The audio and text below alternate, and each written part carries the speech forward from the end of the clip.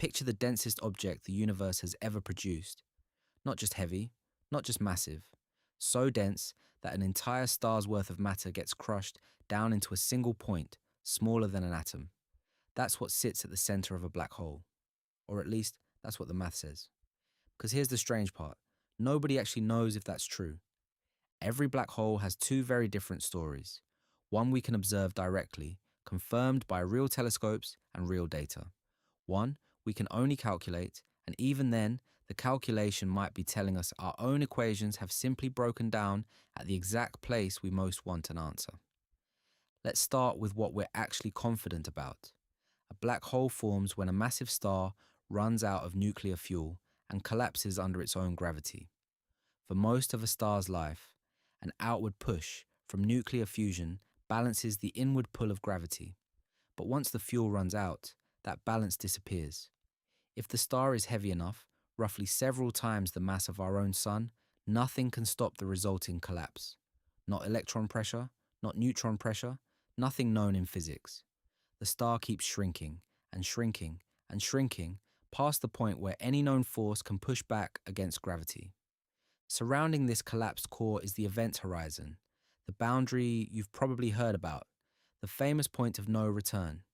Cross it, and not even light moves fast enough to escape gravity's grip.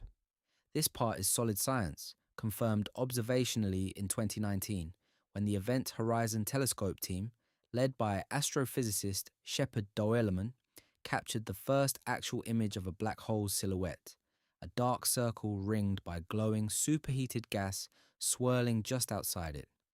That single image confirmed decades of theoretical prediction, all at once, in front of the entire world. But the event horizon isn't the center, it's just the doorway. What's actually inside, at the true center, is where things get genuinely uncertain, and where our confidence quietly runs out.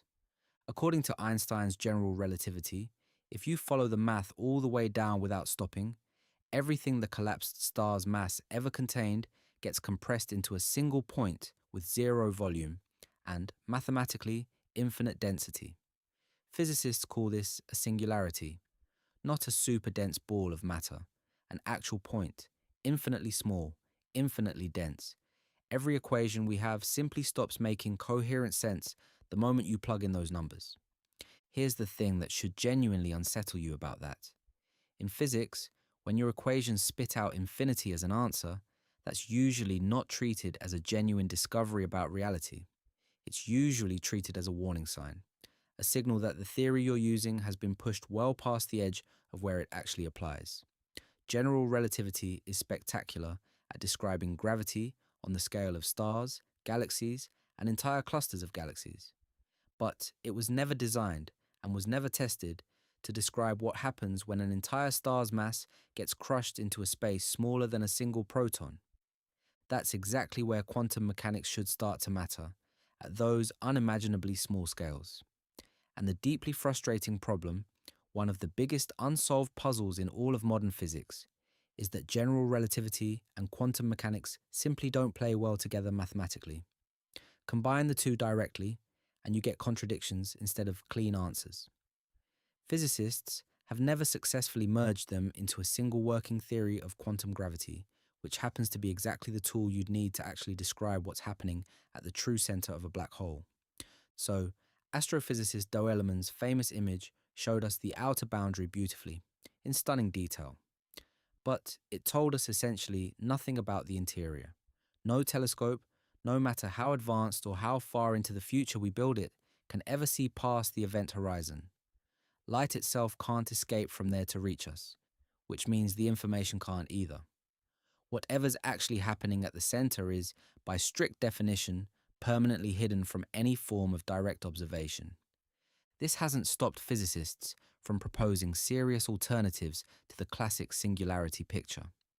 Some theoretical models suggest the collapsed matter might form an incredibly dense but finite ball rather than a true infinite point, sidestepping the infinity problem entirely.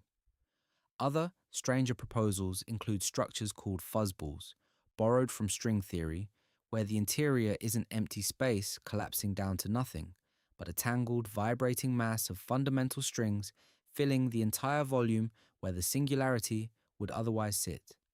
There's even a genuinely wild hypothesis floating around that the singularity might not be a point in space at all, but a moment, a boundary in time itself, beyond which the very concept of time simply stops functioning the way we understand it.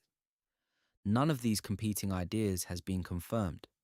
Some can't currently be tested with any instrument we know how to build, even in principle.